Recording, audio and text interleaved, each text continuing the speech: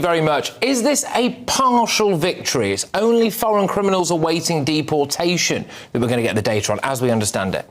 Well, I've been campaigning for over a year now for full transparency, for the publication of data on all those who commit crime in our country by their nationality, their visa status and their asylum status. Because I think it's incredibly important the public know the truth about low-skilled mass migration and the impact that it's having on our country and communities. And also that we actually do something about it and tailor our immigration system accordingly to protect the British public. It's very welcome that something is happening, but this looks like a massively watered-down version of what I've been campaigning for and what I tried to change the law to be just over a year ago.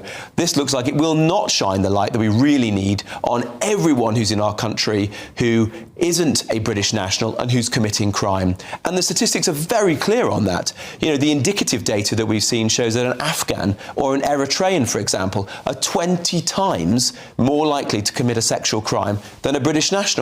And overall, foreigners are 71% more likely to commit a sex crime than a British national. That is the kind of data that we need finally to be in the public domain. Yeah, exactly. Now, if it is as we suspect, as has been reported, that it is those just scheduled for deportation, the vast majority of those are Albanians, Eastern Europeans.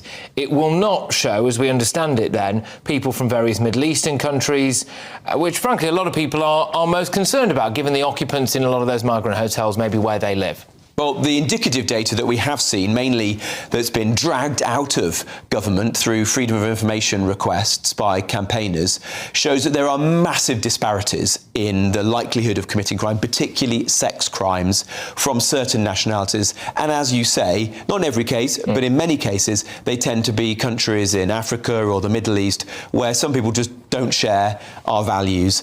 And so if this data is not going to shine a light on that, then it's going to be woefully inadequate. And the question everyone will be asking is, what's being hidden here? Why does the Ministry of Justice, why does the Home Office, why does the government not want to be completely transparent? Are they trying to hide something or don't think that the public are capable of understanding what they're going to see?